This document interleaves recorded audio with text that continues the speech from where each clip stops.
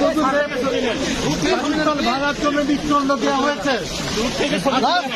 পরে ৫৫ বছর পরে পাকিস্তান ভেঙেছি, স্বাধীনতা এনেছি।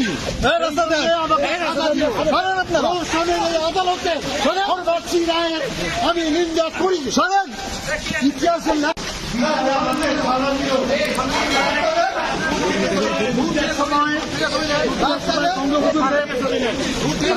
ভাঙার জন্য মৃত্যুদণ্ড দেওয়া হয়েছে।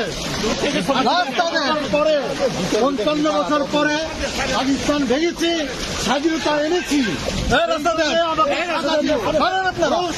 আদালতে পরবর্তী রায়ের আমি নিন্দা করি। শোনেন, ইতিহাস